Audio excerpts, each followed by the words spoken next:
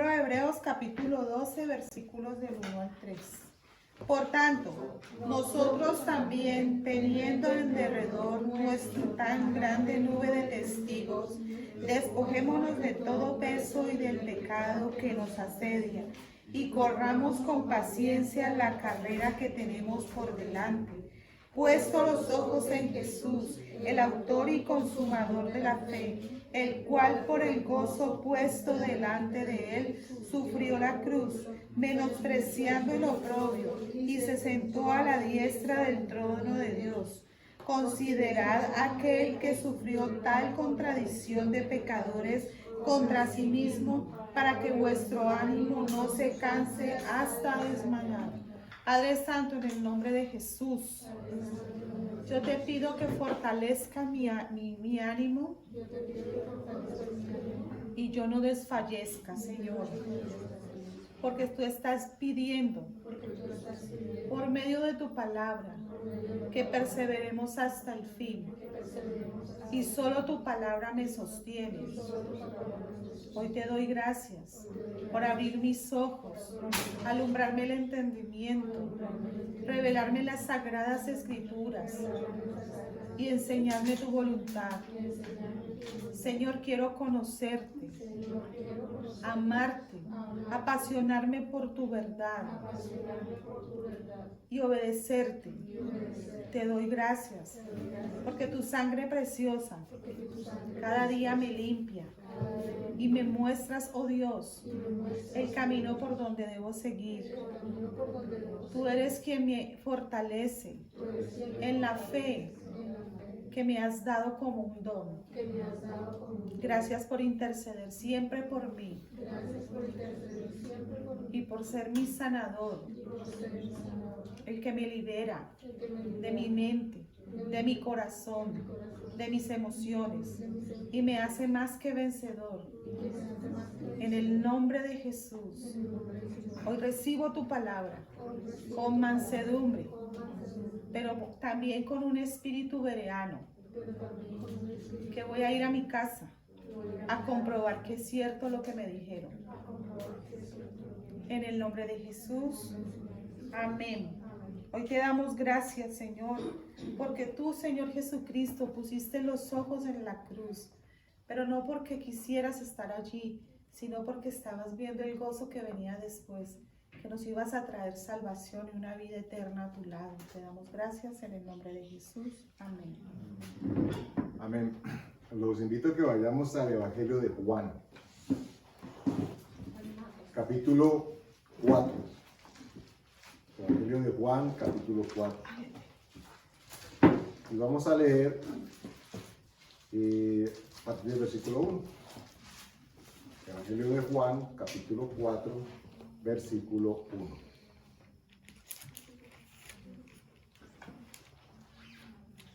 Amén. Dice el versículo 1 del Evangelio de Juan. Cuando pues el Señor entendió que los fariseos habían oído decir: Jesús hace y bautiza más discípulos que Juan, aunque Jesús no bautizaba sino sus discípulos, salió de Judea y se fue otra vez a Galilea, y le era necesario pasar por Samaria. Vino pues a una ciudad de Samaria llamada Sicar, junto a la heredad que Jacob dio a su hijo José. Y estaba allí el pozo de Jacob. Entonces Jesús, cansado del camino, se sentó así junto al pozo. Era como la hora sexta. Pausa sencillita y corta allí. ¿Se acuerda que hemos hablado y ya hemos entendido un poco más a propósito de lo de las horas? ¿Qué hora era cuando dice que era la hora sexta? Mediodía. ¿Okay? Tengan esto presente, porque ahora procuraremos tal vez un poco recrear un poco el escenario. ¿Ok? 12 del día. Ténganlo en mente. Sigamos. Versículo 7. Vino una mujer de Samaria a sacar agua, y Jesús le dijo: dame de beber. Pues sus discípulos habían ido a la ciudad a comprar de comer. La mujer samaritana le dijo: ¿cómo tú, siendo judío, me pides a mí de beber, que soy mujer samaritana? Porque judíos y samaritanos no se tratan entre sí. Respondió Jesús y le dijo: si conocieras el don de Dios ¿Y quién es el que te dice, dame de beber? Tú le pedirías y él te daría agua viva. Bueno, damos otra pausa aquí. Tenemos varios elementos aquí que la Escritura empieza a describirnos y que nos nutre, nos alimenta. En primera instancia, el tema del horario que les decía, ¿cierto? Eran las 12 del día. Y dice la Escritura que Jesús hizo una pausa porque se dirigía hacia cierta parte y pasó ¿por dónde? Por Sicar. Por Sicar. ¿Y Sicar estaba ubicado en dónde? Samaria. Samaria. ¿Qué recuerdan ustedes que hemos estudiado o que ustedes han leído, que han conocido por otra fuente, a propósito de Samaria? ¿Qué es Samaria? Que los samaritanos no van con los judíos. Los samaritanos no van como con los judíos. ¿Por qué? ¿Alguien recuerda por qué? Sí, que eran de las 10 tribus de Israel que se separaron y que ellos fueron pues, los primeros que se apartaron de la ley. Entonces los judíos, los que eran de las tribus de Judá y los pocos que quedaron de Benjamín, ellos se consideraban diferentes, consideran que ellos no se habían mezclado con los demás, entonces ellos sí tenían como el linaje. Ok. Los samarios se habían mezclado con lo bajo de los gentiles. Lo más bajo de los gentiles, entonces eso los hizo un pueblo que era rechazado y menospreciado. Ok. Bueno, aclaremos que no son los samarios ni los samaritanos. Los samarios son los que le decimos acá en la costa atlántica. No, no van a de pronto alguien que oiga por ahí, ay, yo soy Santa Marta, y cómo así que nosotros somos de esa. No, no. Vamos hablando de los samaritanos. Entonces, en el Evangelio, estamos en el Evangelio de Juan, capítulo 4, a partir del versículo 1 en adelante. Entonces recuerden, dice que era como la hora sexta, es decir, que era el mediodía. Ahora, cuando ustedes han leído o han escuchado a propósito de la mujer samaritana, ¿qué asociación inmediata hacen con lo que la Escritura nos dice de ella? Porque es cierto que la Escritura no nos da... Pues que ella no era como muy juiciosita, ¿no? No era muy juiciosa. A ver, ¿por De qué? vagabundas girls. ¿Por qué? Antica, yo soy la máxima. Dice que era de vagabundas girl.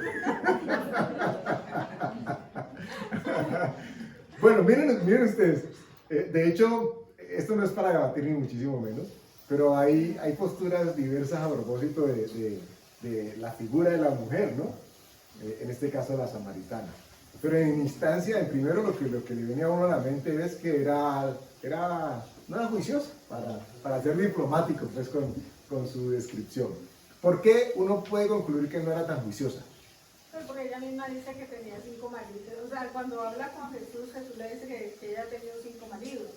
Y aparte de eso, en alguna ocasión yo escuchaba algo que hablaban sobre eso. Y decía que el horario en que ella iba a sacar agua también marcaba que su razón social o qué era lo que ella hacía, porque las mujeres normalmente pues iban temprano cuando no estaba el sol y ella le tocaba ir cuando ya no hubiera nadie pues, para que no Sí, porque ella era repudiada y le tocaba ir a una hora que no se encontrara con las santas. Bueno, esa es la versión que seguramente más nosotros hemos recibido y seguramente es la que es. Hay quienes plantean, por ejemplo, que existe la posibilidad de que, aunque ella haya tenido 4 maridos, hubieran sido 4 maridos legales, como cuando los fariseos abordan a Jesús para preguntarle con la mujer que tuvo 7 maridos, ¿recuerdan? Y que quién iba a ser ella esposa en el reino de los cielos. Y le dijo, no tiene nada que ver, pues ella casó 7, y mire que en ningún momento uno hace asociación con que ella era así casquisuelta o poco viciosa. Alegrona. Bueno, pero no ese es el tema que vamos a tocar. Importante recrear para la descripción 12 del día, una mujer que había escogido un horario no fácil, no ideal para ir a buscar agua.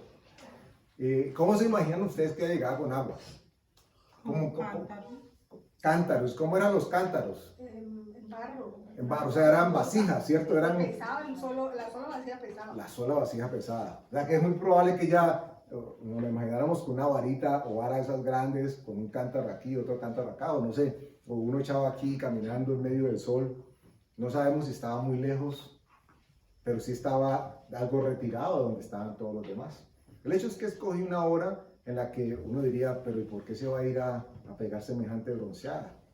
Es muy probable que ella estuviese evitando el contacto con otras personas por lo que se dice. Llega y entonces abre la posibilidad de entrar en contacto, la puerta, por favor. Abre la posibilidad de entrar en contacto con alguien que obviamente la escritura decía, según ella nos lo describe, que no tenía nada que hacer allí y que seguramente no iba a entender el por qué ella estaba allí, porque ella empieza a sorprenderse y de alguna manera generar una especie de contrapunteo. Ustedes recuerdan que había una competencia no es la palabra, había una disputa entre estos dos pueblos. Como bien decían al principio, ahora los samaritanos eran considerados gentes de baja calaña, ciudadanos de segunda o tercera clase. ¿Por qué? Patricia nos lo describía o nos lo acercaba bastante ahora. Ustedes recordarán por allá, lo hemos leído, Esdras, cuando Nehemías recibe la instrucción de parte de Dios de restaurar los muros. Recuerda que hemos hablado y hemos leído eso, los muros de Jerusalén, donde habían unos que tenían la espada en un lado y con el otro lado sacaban. Pero ustedes recuerdan también que en esa época o en ese pasaje hubo personajes que se oponían a que ellos levantaran, El contexto de este pueblo que estaba allí en ese momento en Jerusalén eran de Samaria. Y ustedes no sé si recuerdan, pero los invito a que lean, eso está allá en el libro de Esdras en el capítulo 4. Hay un momento en el que ellos le dicen a los judíos que estaban construyendo, nosotros vamos a levantar el muro con ustedes. Nosotros queremos participar. Y ellos le dijeron, no, somos nosotros nomás.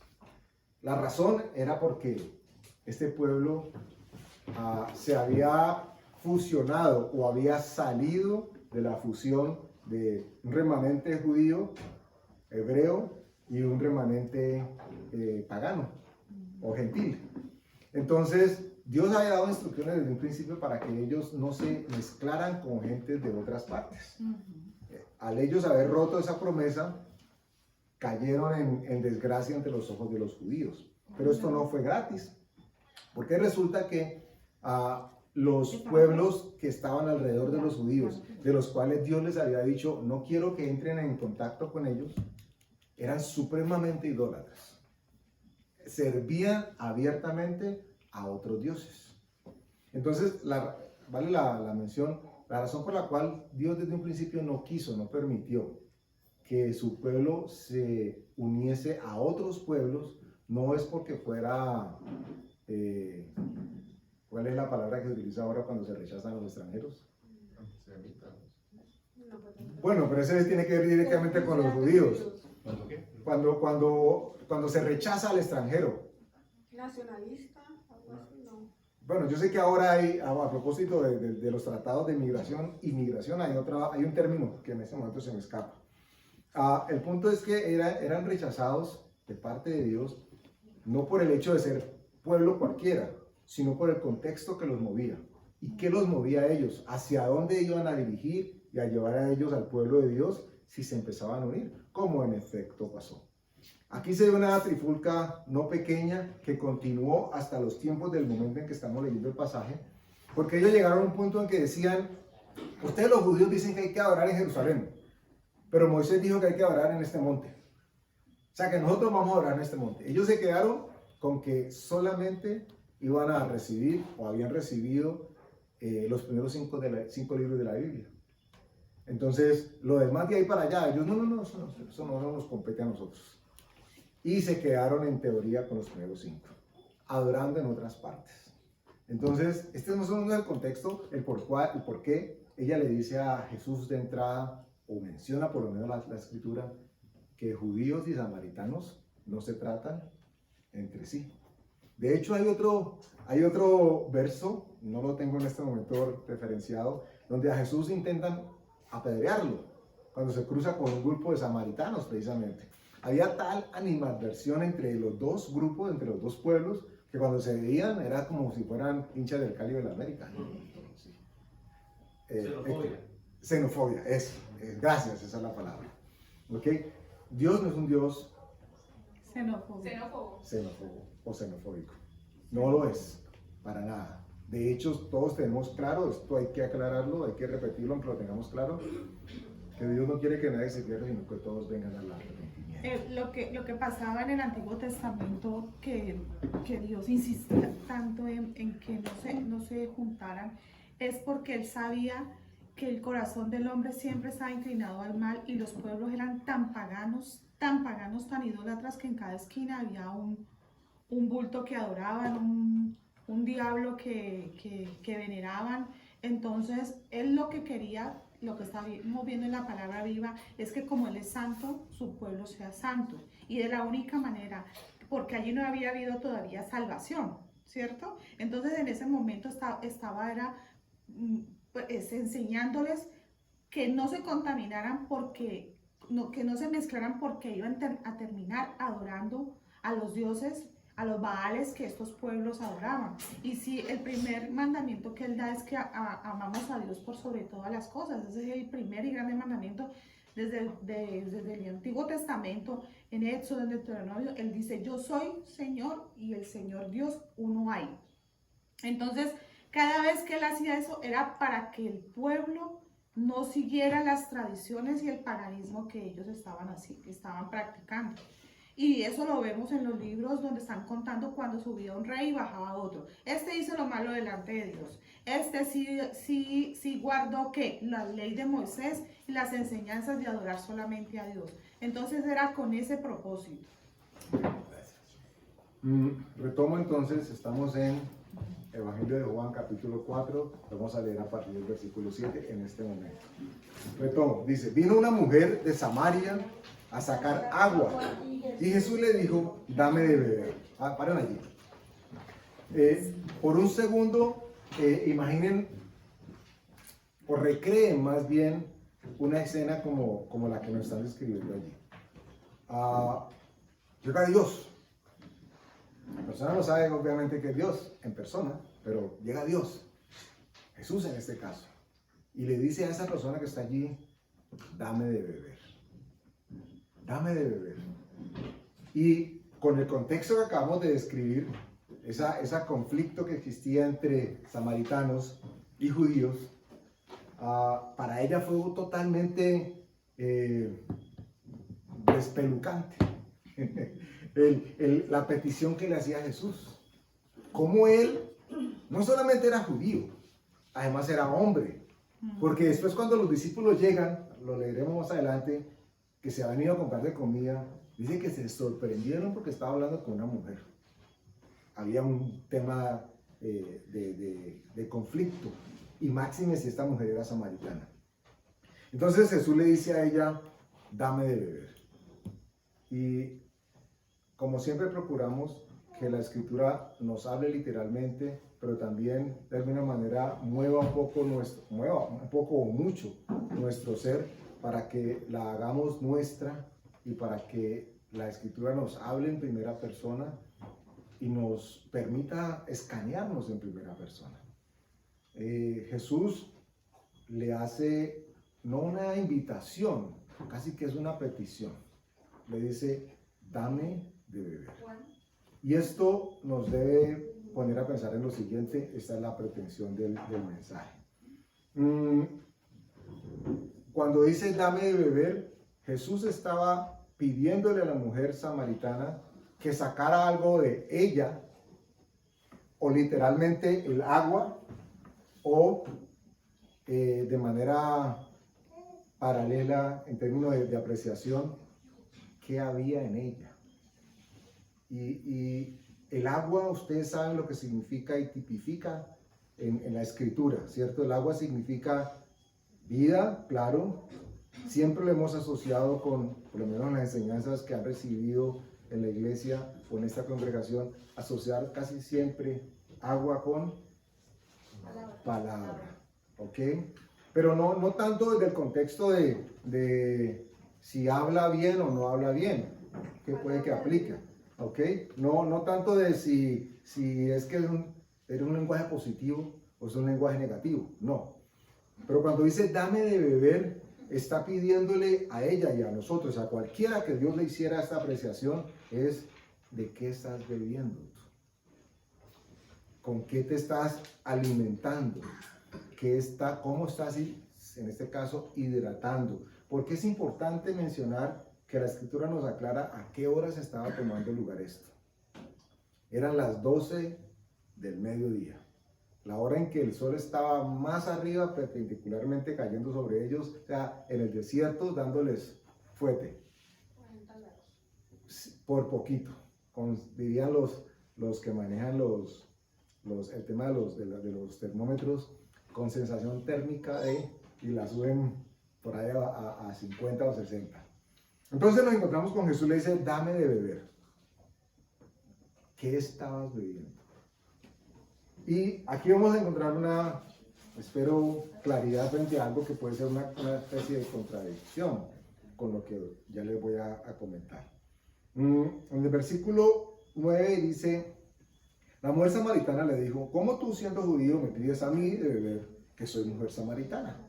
Porque judíos y samaritanos no se hablan entre sí. Respondió Jesús y le dijo, si conocieras el don de Dios y quién es el que te dice, dame de beber, tú le pedirías y él te daría agua viva. ¿De qué agua te estabas alimentando? ¿Con qué agua estabas calmando tu sed? ¿Qué era lo que te estaba trayendo, parafraseando un poco las frases de Jesús, qué era lo que te estaba trayendo a ti, mujer? ¿Tranquilidad o sosiego en tu sed? Y ubicándolo en el contexto de cualquier ser humano, ¿qué estamos usando? ¿De qué nos estamos sirviendo para que nuestra inquietud, nuestra ansiedad, lo que sea que signifique aquello que puede generar algún movimiento interno, emocionalmente hablando, qué es lo que nos está alimentando? ¿De dónde está surgiendo y surtiendo esa agua con la que estamos saciando nuestra sed? Jesús le hace esta pregunta y lo primero que le dice a ella es, dame de beber. En otras palabras, dame de lo que tú tienes.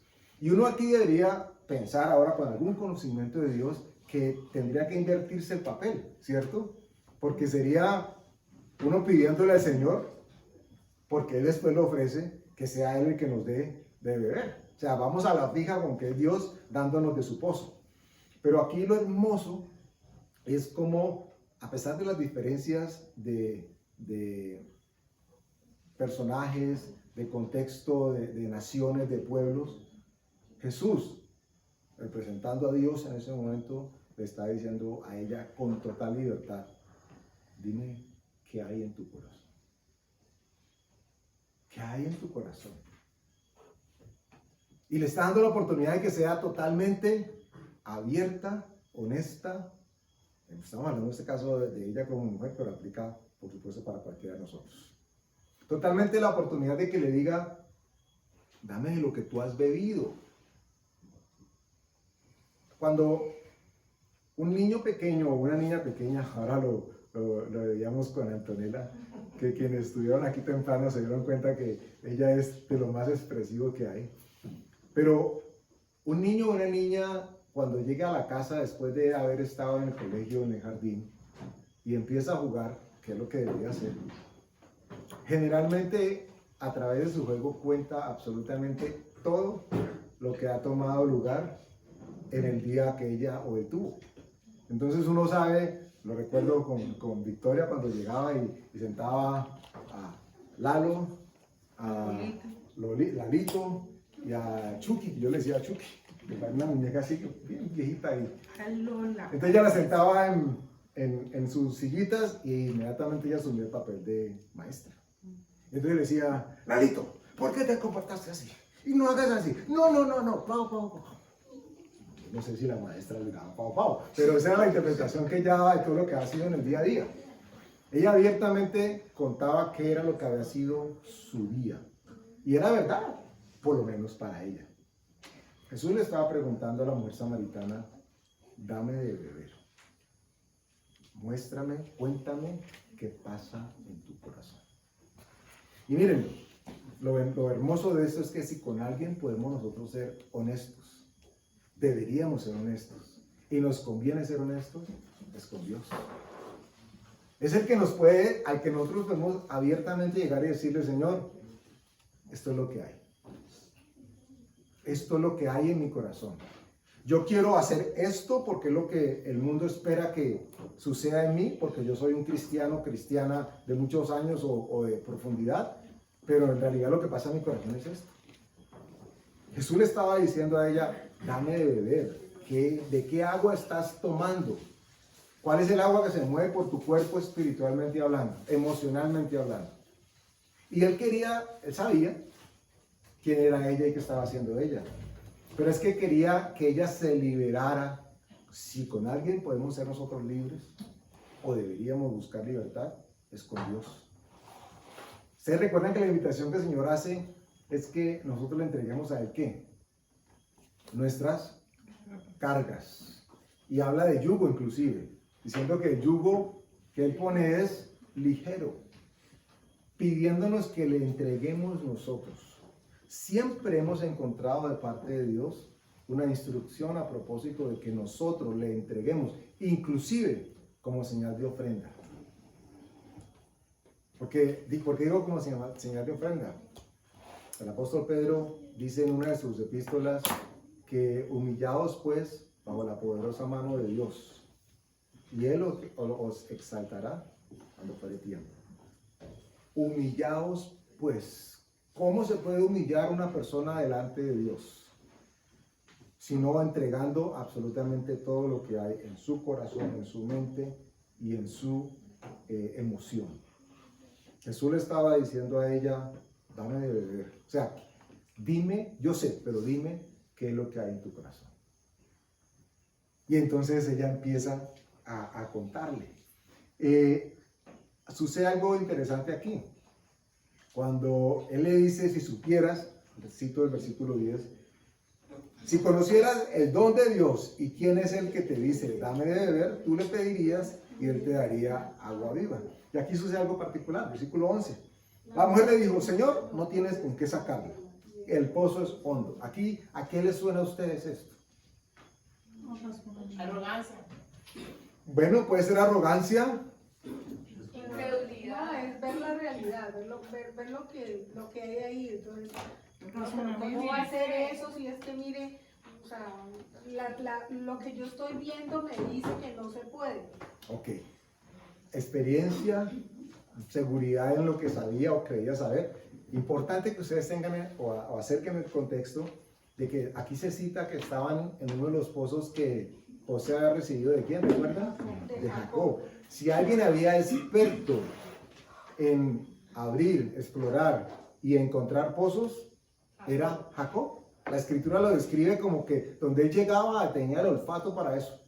Y ella cita precisamente dando a entender que, porque se acuerdan que lo menciona nuestro padre Jacob. Ella se consideraba, y seguramente lo eran, expertos en todo lo que tenía que ver con el tema de sacar agua. Y le dice, no, eso está profundísimo, ¿y con qué lo vas a sacar? ¿De dónde tienes tú para sacar agua del pozo si yo no te la doy? Como si le dijese a Jesús, si yo no te digo, tú no te das cuenta, tú no puedes. Ya sabemos que Dios, una de sus cualidades es que todo lo sabe, antes aún de que nosotros hablemos. Entonces nos dice, dame de beber. Hijo, hija, ¿qué es lo que hay en tu mente? ¿Qué te inquieta? ¿Qué te azara? ¿Qué no te deja dormir si es el caso? ¿Qué te despierta de noche? ¿Qué te pone a pensar tanto que te desentiendes de todo lo demás? Dame de beber. Dame a probar de aquello que tú estás probando también. Porque cuando yo lo sienta, cuando tú me lo cuentes y tú me lo digas, yo te voy a dar lo que verdaderamente te va a saciar.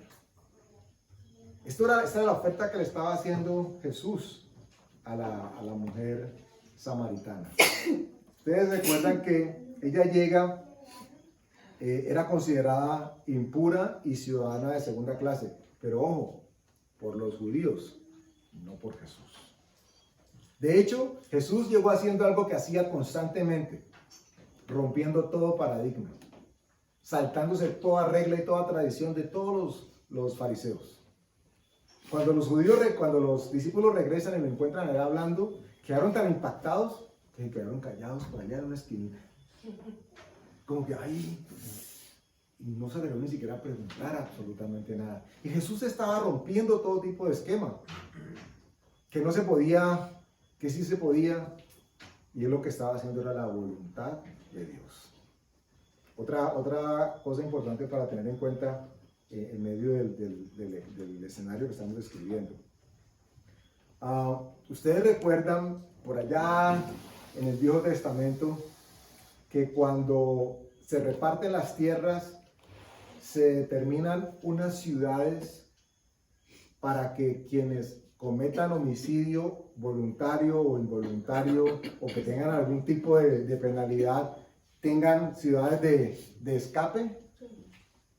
Los samaritanos, y ahí en este caso habían experimentado, ellos eran parte de aquellas ciudades, o sea que si tenían además rechazo por haberse apartado de la ley de Dios, las ciudades de ellos eran consideradas las ciudades a las que llegaban todos los irresponsables, todos los asesinos o que estaban acusados de asesinato.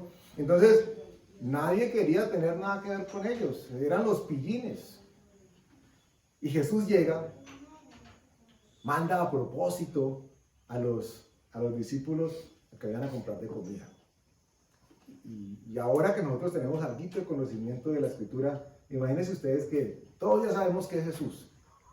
Llegó Jesús, entró a esta congregación, está ahí en la mitad, como está en este momento del Espíritu Santo. Pero llegó Jesús y nos dice, muchachos, vayan todos para la mega y nos vemos en un ratico ahí en la puerta de la quinta. Y entonces, ¿qué haríamos todos nosotros? Arrancamos a correr para la mega. O los espero en la puerta de la quinta. ¿O qué diríamos? No, señor, yo aquí no me muevo. ¿Dónde voy a ir si tú eres el que nos da la vida eterna? Ese es más o menos el escenario, pero ellos están siendo obedientes. Se van a comprar comida y regresan y encuentran a Jesús hablando con esta muchacha de dudosa reputación. Concluimos que la mayoría piensa. Y le dice, ¿qué tienes tú en tu corazón? Le da la oportunidad primero de que ella lo diga. Y después, sigamos leyendo, versículo 12. ¿Acaso eres tú mayor que nuestro padre Jacob, que nos dio este pozo, del cual bebieron él, sus hijos y sus ganados? Respondió Jesús y le dijo, cualquiera que bebiere de esta agua volverá a tener sed. Miren ustedes, un consejo importantísimo. Jesús estaba diciéndole a ella, lo que tomaste no te ha quitado la sed suficientemente como para que tú puedas tener la oportunidad de venir a otro horario. Has escogido el horario más duro, has escogido el horario en que nadie te puede ver, en el que nadie quiere verte, para aprovechar y venir. Pero le está diciendo también, lo que has bebido, lo que has tomado, lo que te ha mantenido, no te garantiza que no vuelvas a tener sed jamás. Y lo que nosotros tenemos que buscar cuando nos acercamos a Dios, no es algo que nos calme la circunstancia X que estemos viviendo. De hecho, en muchísimos casos, es así como muchos llegaron o llegamos tal vez al Evangelio ante una necesidad.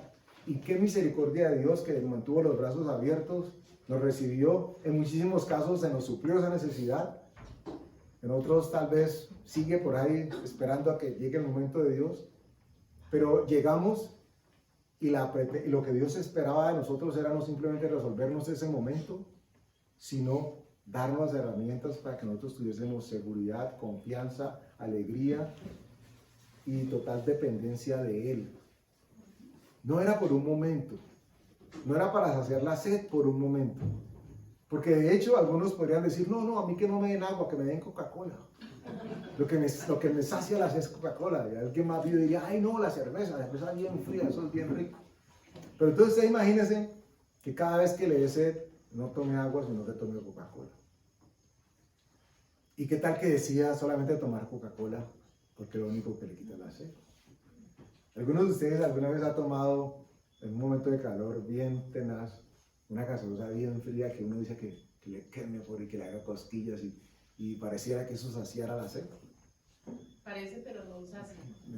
Realmente no sacia absolutamente nada. De hecho, Antes antes hace todo lo opuesto, ¿cierto? Sin embargo, la persona que lo está asumiendo parece que tiene la sensación de que sí, eso es lo que le quita la sed. Esta persona, esta mujer, había estado, era su quinta relación de pareja. Y no era su marido el último. Lo que había hecho hasta el momento no le había funcionado. Y lo había seguido haciendo. De hecho, es paradójico, es curioso que muchas personas esperen un cambio significativo en sus vidas, pero siguen haciendo exactamente lo mismo. Y hacen lo mismo esperando que les dé un resultado diferente.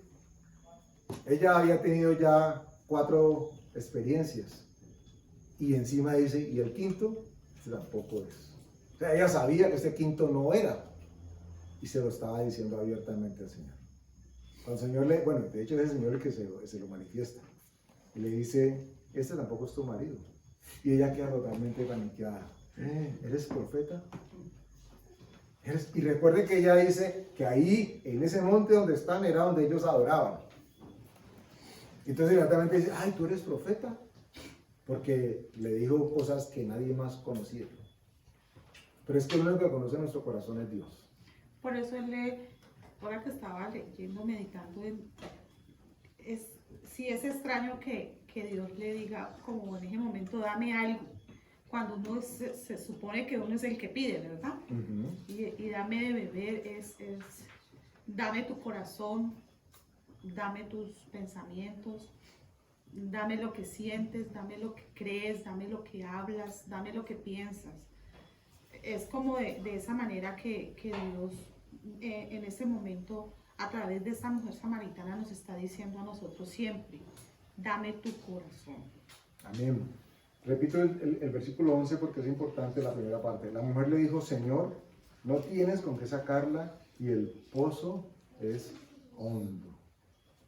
Hay veces que, en muchas ocasiones, han habido vivencias, experiencias, circunstancias, situaciones en la vida de la persona que han marcado de tal manera su vida y su existencia que parece que esa herida estuviese profundamente guardada. Y en algunos casos con repercusiones ahora de cosas que sucedieron muchísimo tiempo atrás o inclusive poco tiempo atrás, pero que debieron haber quedado también en el pasado. Pero la persona dice, yo tengo esa herida tan profunda, tan en el hondo, tan al fondo, que ni Dios mismo pudiese sacarla.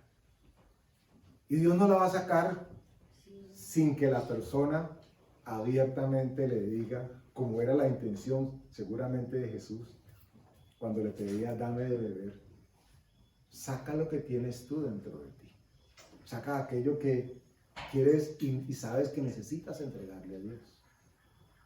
Aquello que no te ha permitido que haciendo lo mismo obtengas algo distinto.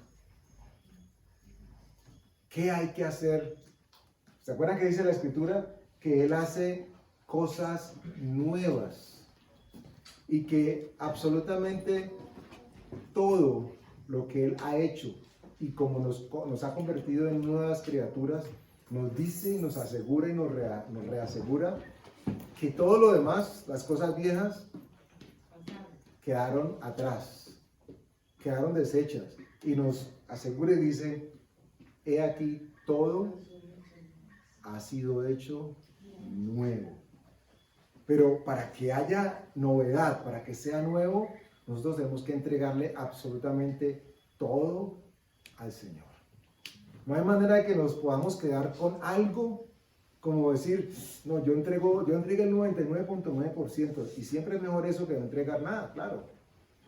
Pero ese % que podría seguramente quedarse allá en el fondo de la persona, es el % que el Señor está diciendo, no importa qué tan profundo sea, no importa qué tan hondo en ese pozo esté, si tú me lo entregas, yo voy a verdaderamente a saciar tu sed. Pues yo sé que Dios es Dios y todo lo sabe, pero si uno no se acuerda de algún pedacito que esté en el fondo, por allá en el oscuro. Por eso el Salmo dice, líbrame de los pecados que me son ocultos. O sea, Señor, yo te entrego lo oculto de mi corazón. Entrego eso que yo no conozco, que no me acuerdo, o que lo he bloqueado, sí, que yo no, te lo entrego. Por eso cuando uno ora por uno mismo es entregando todo eso que uno sabe, en algún momento uno debe saber que hay algo, o sobre todo pensamientos, reacciones, actitudes, sí, porque alguien le dice a uno, es que usted cómo hace, o como mira, o como reacciona frente a una situación. Señor, si yo hago así, bueno, yo voy y oro. Si me lo están diciendo, es porque lo están viendo y yo no soy consciente de eso, ¿cierto? Entonces no va, Señor, parece que yo hago esto y yo no me daba cuenta, esto está oculto de mí. Líbrame de esto, Señor, te lo entrego. De hecho,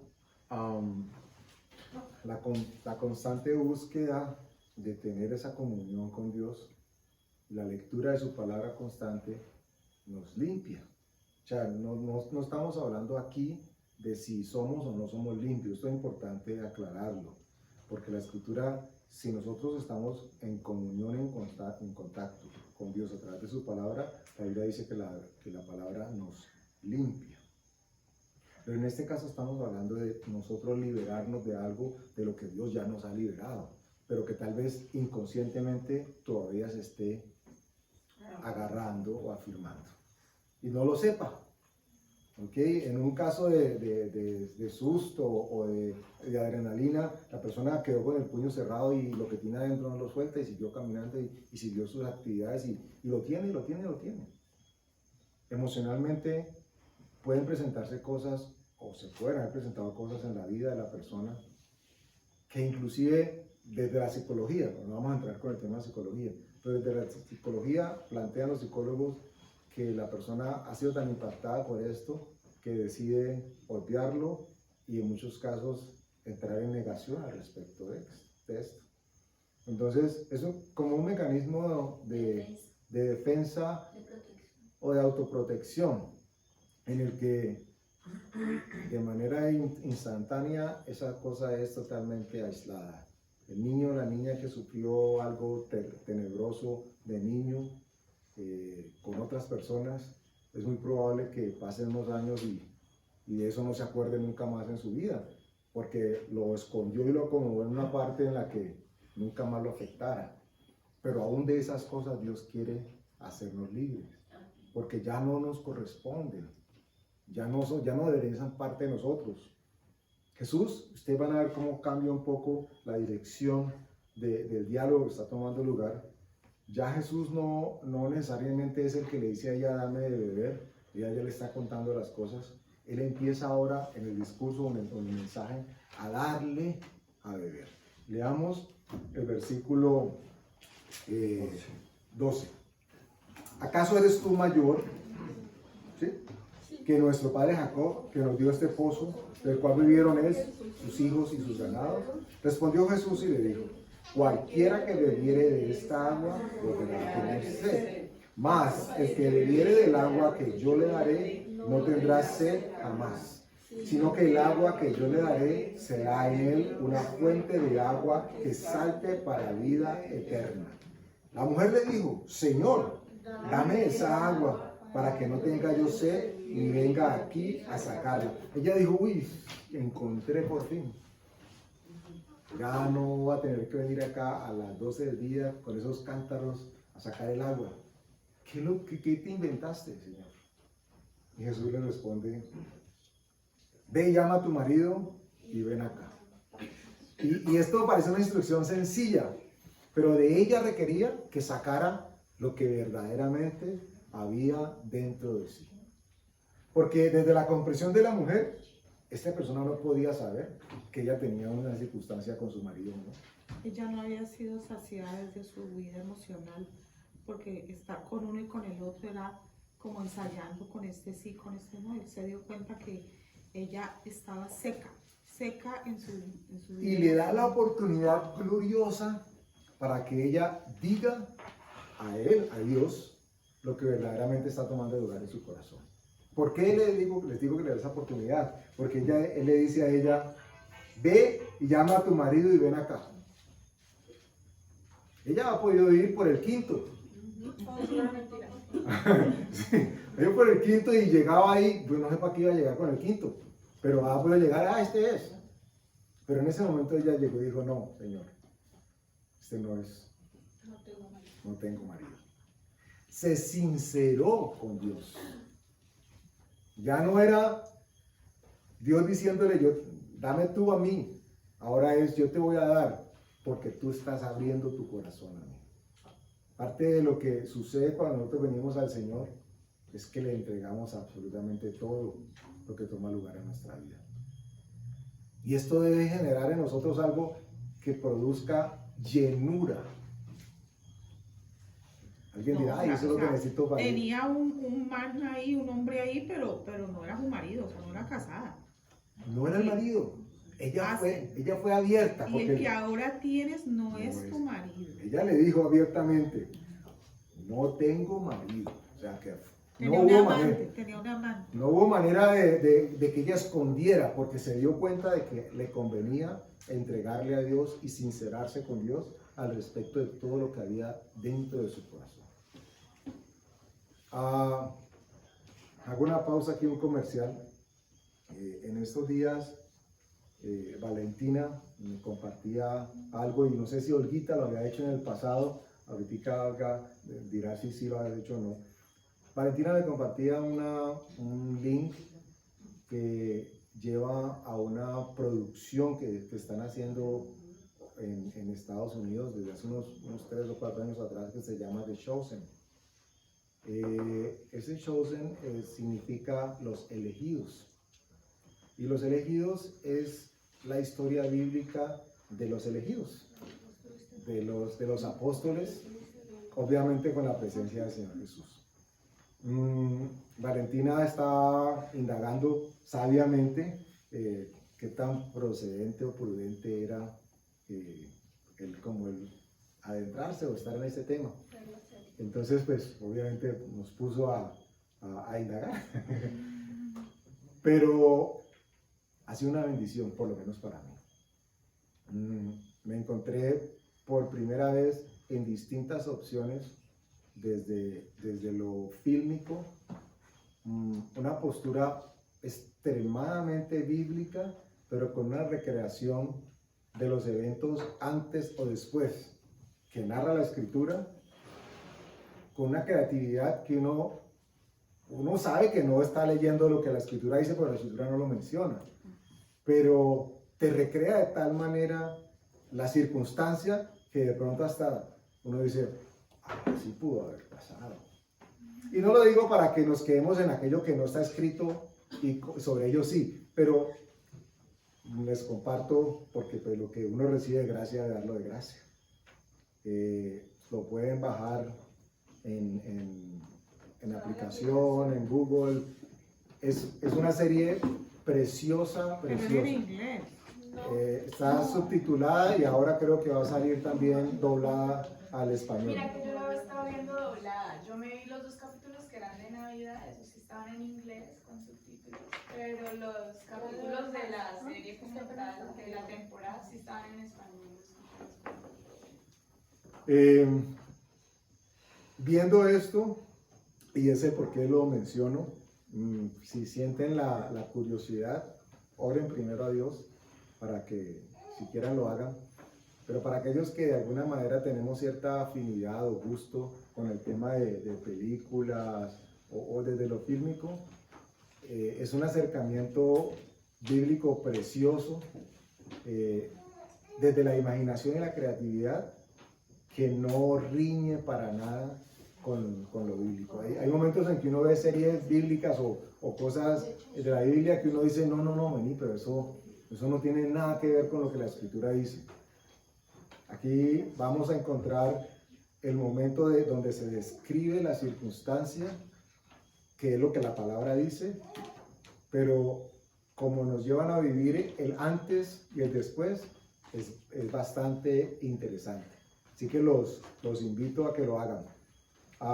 En esa búsqueda, seguramente vamos a encontrar en uno de esos capítulos esta escena del Señor Jesús hablando con la samaritana. ¿Y qué pasó? ¿Quién era ella? ¿Quién no es ella? Tengamos una idea de qué pasaba en su mente y en su corazón. La Escritura nos lo dice, pero Jesús andaba buscando, retomo, lo que verdaderamente la estaba atormentando. ¿Qué hacía que ella se escondiera de todos los demás y que escogiera horas distintas para no interactuar con X o Y personas? ¿Qué era eso que la mortificaba? Porque no estamos hablando de que se aislaba para orar con Dios. Estamos hablando de que seguramente se aislaba o se apartaba porque tenía algún tipo de... No quería ser criticada, no quería ser señalada. De eso quería liberarla a Dios. Jesús le estaba diciendo, dame de beber. O sea, ¿qué fue lo que tomaste? ¿Qué hay Tiene su propio juzgamiento, ¿no? ¿Qué hay allá adentro de ti? Y ella le contestó parafraseando un poco, no, es que eso está tan adentro, está tan profundo, tú no tienes con qué sacarlo. Y Jesús le contesta, si supieras quién es el que te pide de beber, tú le pedirías a él que te diera de beber. Jesús diciéndole a ella lo que le convenía hacer. Nos encontramos en momentos en los que tenemos ya la bendición de haber entrado a la familia de Dios. Y es posible de que en ese caminar por meses o por años o por días hayan cosas que Dios esté diciéndole a cada uno, entrégamela, dámela. Y uno puede verse tentado a decir, Señor, eso está tan adentro de mí que yo prefiero no hablar de eso. Y Dios diciendo, dámela, te conviene, vas a ser libre verdaderamente. Estoy completamente seguro que la vida de esta mujer nunca volvió a ser la misma después de que tuvo este encuentro con el Señor Jesús. Llama a todo el pueblo. Tan impactada es que va y llama a todo el pueblo. Y aquí es donde de pronto algunos, les decía al principio, tienen una postura distinta a propósito de si ella era o no un poquitico de discutible reputación. O todos en el pueblo sabían dónde vivía ella y qué hacía y la buscaban, ¿cierto? O tal vez su reputación no era tan mala como se pretende creer. Porque para que todo el pueblo regrese por la comunicación que ella estaba compartiendo, diciendo, algo tuvo que haber pasado. Ellos tuvieron que haber visto algo en su vida que pasó dentro de ella, pero que quedó tan manifiesto por fuera de ella que todos dijeron, wow. O tal vez no era tan de mala reputación. Le creyeron. Y le creyeron. Eso es algo muy importante. Y le creyeron, por lo menos para ir a buscar la respuesta. Porque llegaron allá, ¿se acuerdan que dice la Escritura? Que le decían a ella, o hablando con el Señor Jesús, que ahora creemos no por la palabra de ella, sino por lo que hemos visto, por lo que ahí hemos oído.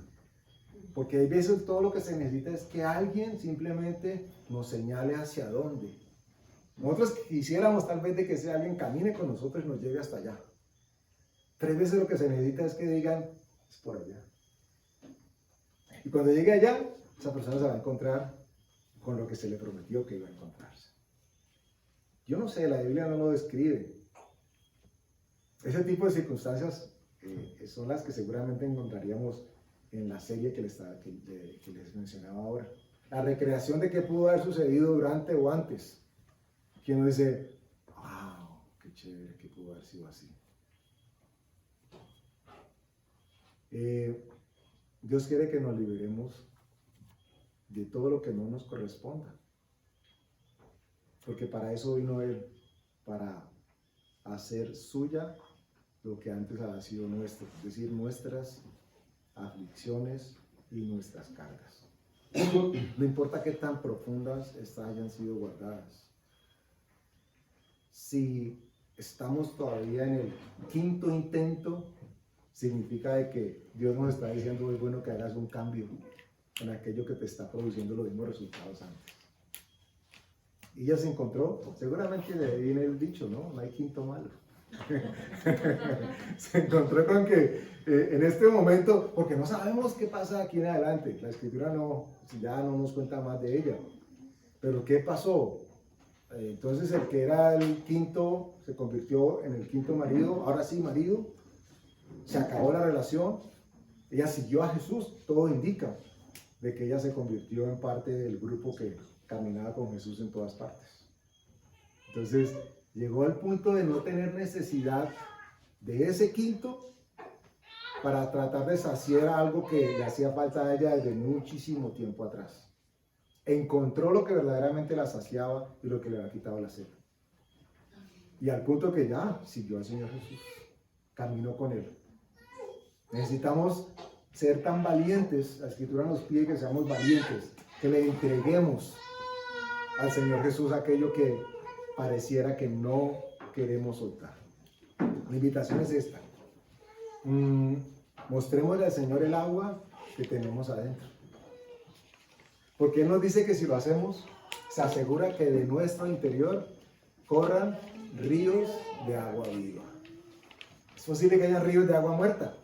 Y creo que todos tenemos más o menos claro la diferencia entre lo que eso significa, ¿cierto?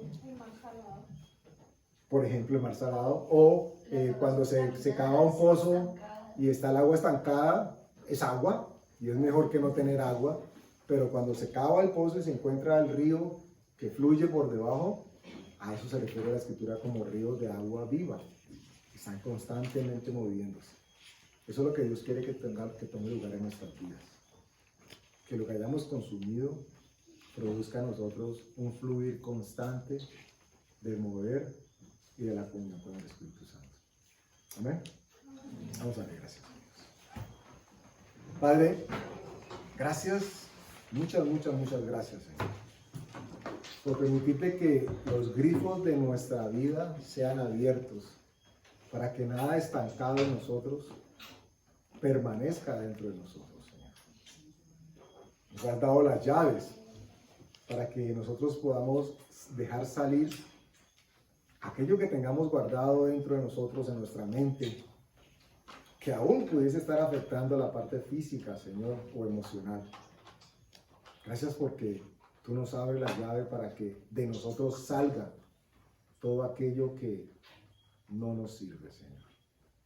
Gracias porque tu poder y tu misericordia son tan manifiestos en nuestras vidas que una sola palabra tuya, Señor, basta para que seamos llenos, Padre. Gracias por invitarnos a compartir de esa bebida que tú tienes para que nunca tengamos sed, Señor. Porque siempre te tenemos a ti que nos satisface. Te damos gracias en el nombre de Jesús. Amén.